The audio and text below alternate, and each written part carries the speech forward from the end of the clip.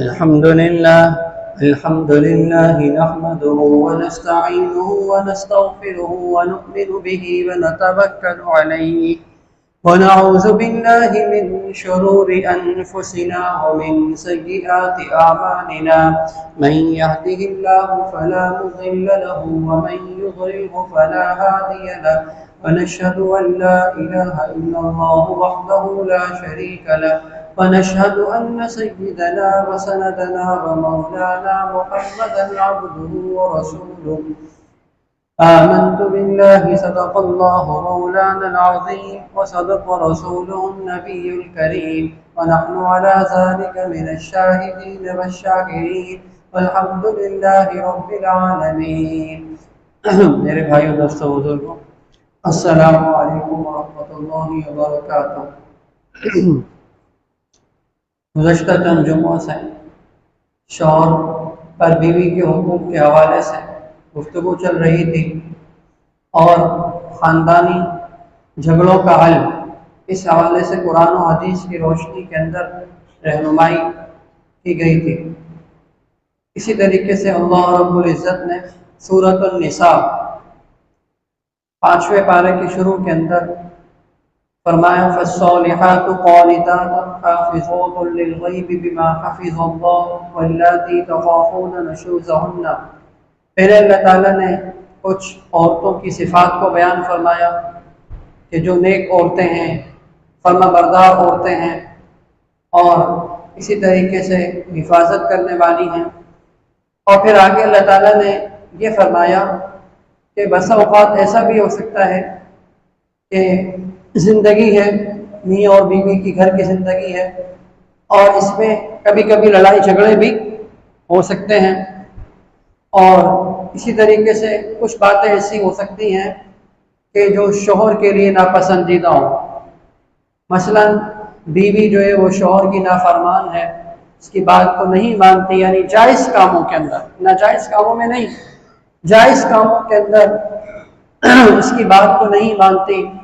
اور آئے دن لڑائی جھگڑے ہوتے رہتے ہیں.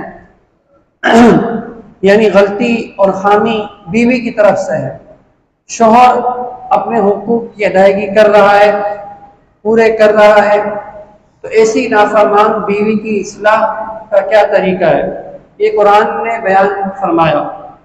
میں نے پہلے کہا تھا نا پچھلے جمعے کہ قرآن نے یہ جو معاملات ہیں نا میاں بیوی کے،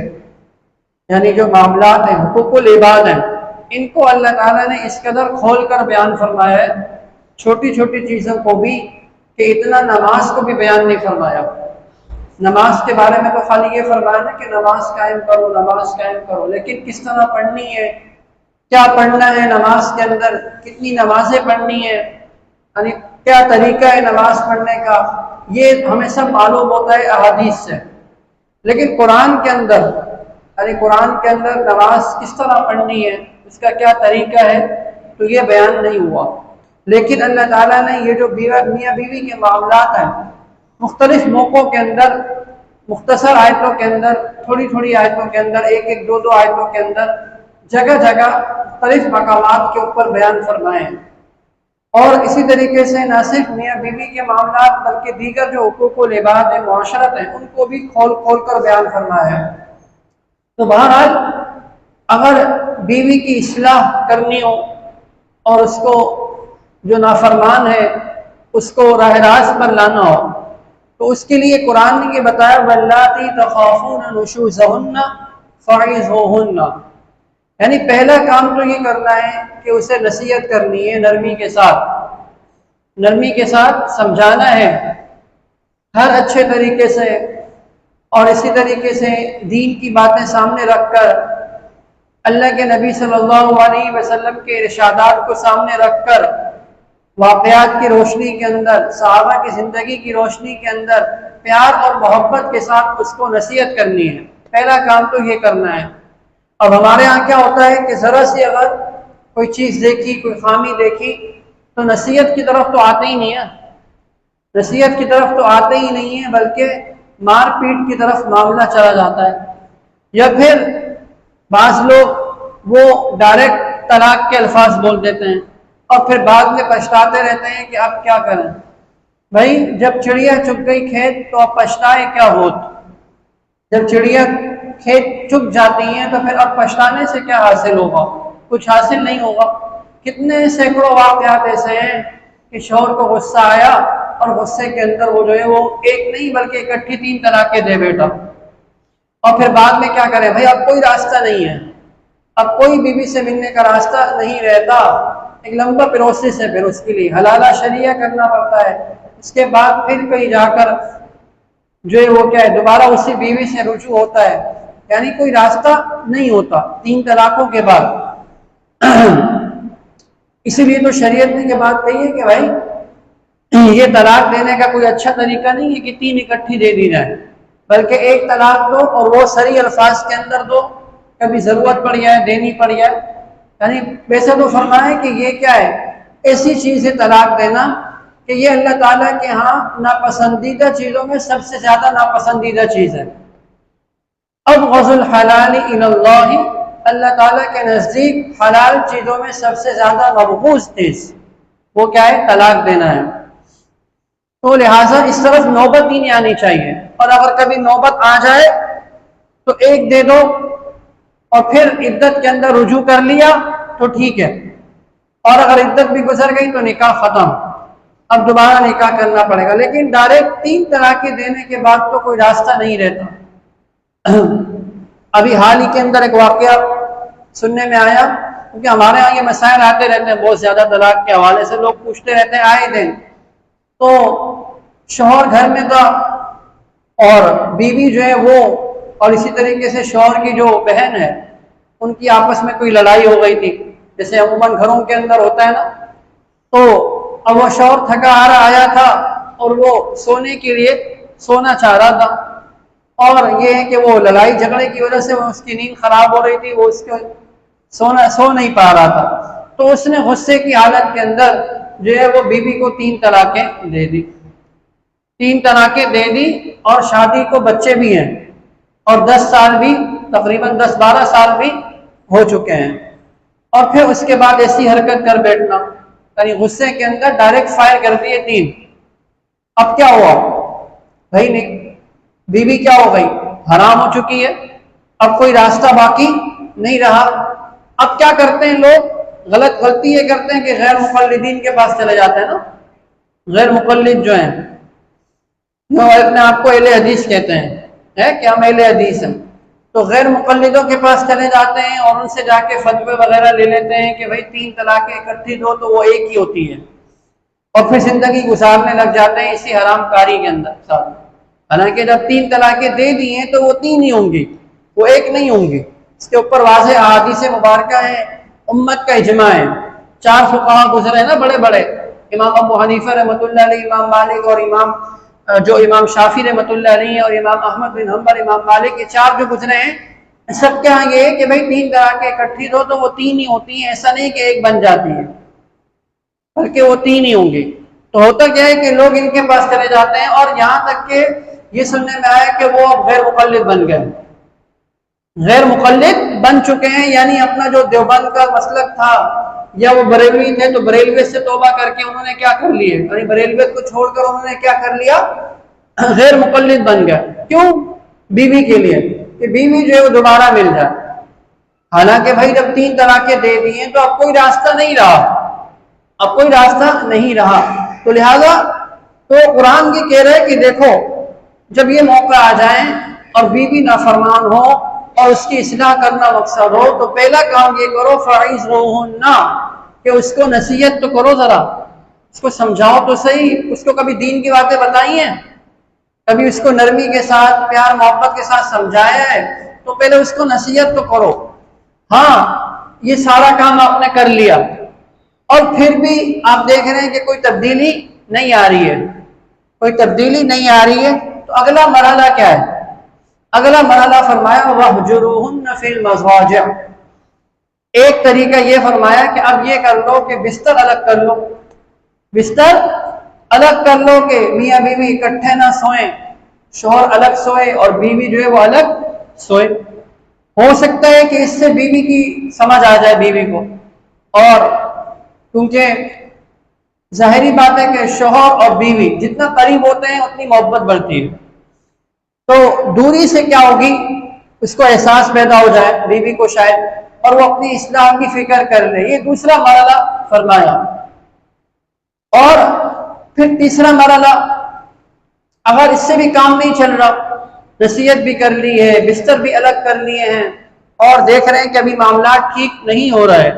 تو پھر اگلا مرحلہ یہ فرمایا وہ ضریبوہن، کہ ان کو مار بھی سکتے ہو، ان کو مار سکتے ہو، لیکن کس طرح مارنا، اس کی بھی حدیث میں فرمایا ضربن غیر مبرح، یعنی اس طرح مارو کہ جسم پر کوئی نشان نہ پڑے، چہرے پر نہیں مارنا ہے، کوئی زخم نہ بنے، کوئی نشان نہ پڑے، کوئی تکلیف نہ ہو، یعنی اس طرح جو ہے وہ کیا ہے، مارنا۔ یہ ایک تیسرا مرحلہ فرمایا۔ اور ایک حدیث میں فرمایا کہ یہ پسندیدہ لوگوں کا طریقہ نہیں ہے، یعنی جو بہترین لوگ ہوتے ہیں ان کا یہ طریقہ نہیں ہے، اس کا مفہوم یہ حدیث کا، یعنی اس طرف نوبت آنی نہیں چاہیے، یعنی مارنے کی طرف تو نوبت آنی ہی نہیں چاہیے۔ یہاں ایک واقعہ بھی ہے، یہ جو آیتیں ہیں نا قرآن کی، یہ کس موقع پہ نازل ہوئی؟ ایک صحابی تھے زید بن ابی زہیر رضی اللہ تعالیٰ عنہ، انہوں نے اپنی بیٹی حبیبہ رضی اللہ تعالیٰ عنہ، وہ صحابیہ تھی، وہ بھی ان کا نکاح کرایا تھا ایک اور صحابی سعد بن ربی رضی اللہ تعالیٰ عنہ سے، نکاح ہو گیا۔ نکاح کے بعد ان کے آپس میں کچھ اختلافات ہو گئے میاں بیوی میں، حضرت حبیبہ رضی اللہ تعالیٰ عنہ اور حضرت سعد بن ربی رضی اللہ تعالیٰ عنہ کے درمیان کچھ اختلافات ہو گئے۔ تو ایک مرتبہ یہ ہوا کہ انہوں نے اپنی بیوی کے منہ کے اوپر تھپڑ مار دیا، تماچا جو ہے وہ مار دیا، اور جب ان کے والد کو پتہ چلا تو وہ آپ صلی اللہ علیہ وسلم کی خدمت میں تشریف لے گئے کہ اس طرح جو ہے وہ سعد نے ان کو مارا ہے، تماچا جو ہے وہ مارا ہے۔ تو آپ صلی اللہ علیہ وسلم نے فرمایا کہ ان کو یہ حق نہیں تھا کہ وہ ان کے منہ کے اوپر جو ہے وہ، یعنی ان کو مارنے کا ان کو حق نہیں تھا، اب یہ ہے کہ وہ بھی ان کو ماریں، یعنی اب وہ بھی کیا کریں، جواب میں ان کو کیا ہے، مار سکتی ہیں۔ یہ آپ صلی اللہ علیہ وسلم نے حکم ارشاد فرمایا، یعنی یہ فیصلہ فرمایا۔ اب یہ دونوں باپ بیٹی جو ہے وہ جا رہے ہیں، راستے میں ہیں کہ قرآن کی آیتیں نازل ہو گئی، اور بتایا کہ دیکھو پہلے نصیحت کرو، اور دوسرا مرحلہ یہ ہے کہ بستر الگ کرو، اور اگر یہ نہیں ہو سکتا تو پھر مارنے کی کیا ہے، اجازت ہے، لیکن کس طرح مارنا ہے کہ کوئی نشان نہ ہو، کوئی زخم نہ ہو، اور اسی طریقے سے منہ کے اوپر نہیں مارنا ہے، کوئی تکلیف دے پہنچانے والا عمل ہے کہ اس سے تکلیف پہنچے، اس طرح نہیں مارنا، اس سے منع کیا گیا ہے۔ تو یہ تیسرا مرحلہ فرمایا کہ اس سے شاید کیا ہو جائے، سمجھ میں آ جائے۔ فَإِنْ أَطَعْنَكُمْ، آگے اللہ تعالیٰ فرما رہے ہیں کہ اگر وہ تمہاری اطاعت کر لیں، یعنی اگر وہ تمہاری اطاعت کر لیں، فَلَا تَبْغُوا عَلَيْهِنَّ سَبِيلًا، ہاں بھائی بیوی کو سمجھ میں آ گئی بات، اور انہوں نے اپنی اصلاح کر لی، فَلَا تَبْغُوا عَلَيْهِنَّ سَبِيلًا، تو فرمایا کہ اب اس کے اوپر کوئی الزام تراشی نہ کرو، بس اب چھوڑ دو معاملے کو، یعنی اب مزید بعض لوگ ہوتے ہیں نا کہ کیا ہے، یعنی معاملہ ٹھنڈا ہونے کے بعد بھی قرآن تبصرے، قرآنی یادیں کہ بھئی تم نے یہ بولا تھا، تم نے یہ کہا تھا، یہ کیا تھا، یا تم ایسی تھی ویسی تھی، تو فرمایا کہ اب یہ الزام تراشیاں اور یہ چیزیں کیا ہے، نہ کرو، بس اب چھوڑ دو، ان اللہ کان علیٰ کبیرا۔ اور پھر آگے فرمایا وَإِنْ خِفْتُمْ شِقَاقَ بَيْنِهِمَا، یہ سارے کام کر لیے، اب پھر بھی بیوی کی اصلاح نہیں ہو رہی ہے، یعنی اس کو ہلکا پھلکا مار بھی لیا ہے، اور اسی طریقے سے نصیحت بھی کی ہے، بستر بھی الگ ہو گئے، فرمایا وَإِنْ خِفْتُمْ، ابھی بھی طلاق تک نوبت نہیں آئی، یعنی طلاق کیا ہے، ناپسندیدہ چیز ہے، اس طرف جانے کا کہا ہی نہیں کہ یہ کرو۔ وَإِنْ خِفْتُمْ شِقَاقَ بَيْنِهِمَا فَبَعْثُوا حَكَمًا مِّنْ أَهْلِهِ وَحَكَمًا مِّنْ أَهْلِهَا، یعنی آگے مرحلہ یہ آئے گا کہ اب بجائے اس کے کہ عدالتوں کے چکر لگاؤ، کچہریوں کے چکر لگاؤ، اور لوگوں کے اندر اس معاملے کو ختم کرو، بلکہ خاندان کا جھگڑا جو ہے وہ خاندان کے اندر ہی حل ہو جائے، گھر کا جھگڑا گھر کے اندر ہی حل ہو جائے۔ اور اس کا طریقہ یہ ہے کہ ایک لڑکی والوں میں سے اور ایک لڑکے والوں میں سے سمجھدار آدمی دونوں مل کے بیٹھ جائیں، یعنی لڑکے والوں میں سے بھی اور لڑکی والوں میں سے، خاندان میں ہوتے ہیں نا بھائی کچھ بزرگ، کچھ بڑے ہوتے ہیں، سمجھدار ہوتے ہیں، اور جو دیندار ہوں، اور گھر بسانے والے ہوں جن کا مقصد کیا ہو، میاں اور بیوی کے درمیان کیا ہو، جو دوریاں ہیں ان کو ختم کر کے قریب لانا ہو، وہ مل کے بیٹھیں اور تبصرہ ہو، آپس میں مشورہ کریں، دیکھیں کہ بھائی کیا معاملہ ہے، کس کی طرف سے غلطی پائی جا رہی ہے، کیا کوتاہی ہو رہی ہے، کون کوتاہی کر رہا ہے، یعنی کہ یا تو شوہر کی طرف سے تلفی ہو رہی ہے تو کیوں ہو رہی ہے، اس کی کیا وجہ ہے، بیوی کی طرف سے ہو رہی ہے تو کیوں ہو رہی ہے، کیا وجہ ہے، بیوی کیا چیز چاہتی ہے، تو یہ آپس میں بیٹھے، حکما من اہلہ و حکما من اہلہا، ایک بیوی گھر کے گھر والوں کی طرف سے اور ایک شوہر کے گھر والوں کی طرف سے کوئی سمجھدار آدمی، دو حکم بنا لیے جائیں جو ان کے درمیان جو ہے وہ فیصلہ کریں اور اس معاملے کو کیا کریں، حل کر لیں، تو خاندان کے اندر ہو یا برادری کے اندر کوئی ہو، یعنی بجائے اس کے کہ بازاروں کے اندر اور کچہریوں کے اندر، عدالتوں کے اندر معاملہ جائے، بلکہ گھر کی بات گھر کے اندر ہی ختم ہو جائے اور گھر کے اندر ہی کیا ہو جائے، معاملہ حل ہو جائے، تو یہ طریقہ بتایا۔ تو اب دیکھیے شریعت نے کس طرح جو ہے وہ ہمیں ترغیب دی، آپ غور کیجئے، یعنی کس طرح بتایا ہے کہ دیکھو اگر بیوی نافرمان ہو اور بیجا شوہر کے اوپر غصہ کرتی ہو، مطلب غصہ تو نہیں آئے گا، یعنی یہ آئے گا کہ نافرمانی کرتی ہو شوہر کی، اور جن چیزوں میں شریعت نے سے کہا ہے بات ماننے کو وہ نہیں مان رہی ہوتی ہے، تو اس کی اصلاح کے کیا ہے، یہ طریقے یعنی بتائے گئے کہ یہ طریقے ہیں اس کی اصلاح کے، یہ نہیں کہ ڈائریکٹ مار دھاڑ شروع کر دو، یہ نہیں کہ ڈائریکٹ کیا ہے مار دھاڑ شروع کر دو۔ اللہ کے نبی صلی اللہ علیہ وسلم کے بارے میں آتا ہے کہ جب آپ صلی اللہ علیہ وسلم کی وفات ہوئی نا، تو آپ کے نکاح میں کتنی بیویاں اس وقت موجود تھی؟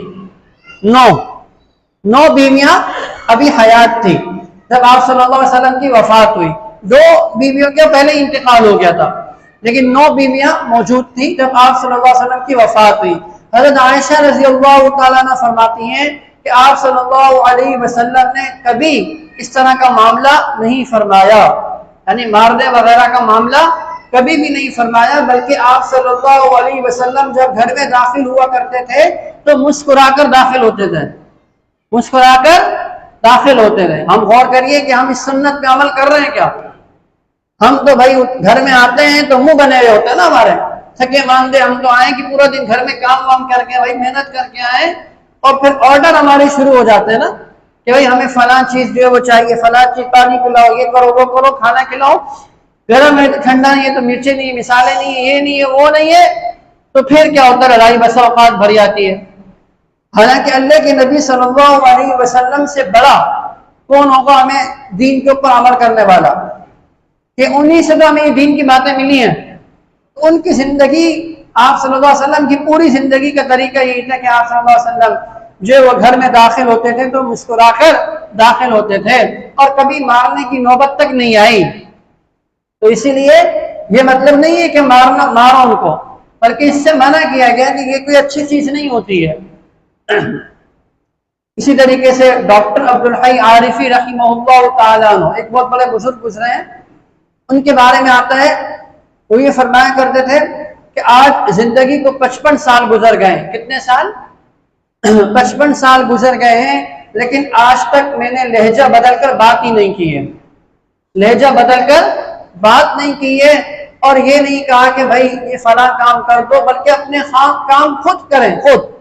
اپنے کام خود کرنے کی عادت ڈالیں۔ یہ چیز ایسی ہے تو میں پہلے ہی بتاتا رہتا ہوں، بزرگوں سے سنیے کہ آدمی اپنے آپ کو جب خادم سمجھ لیتا ہے نا، خادم، کہ بھائی میں سب کا خادم ہوں،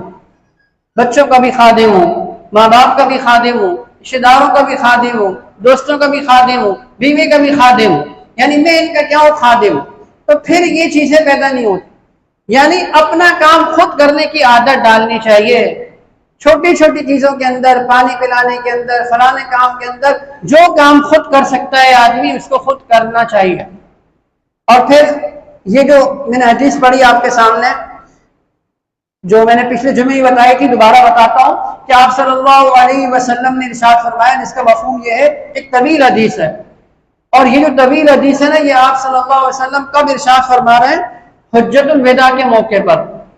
جب صحابہ کرام کا ایک بڑا مجمع ہے، صحابہ کرام کا ایک بڑا مجمع موجود ہے،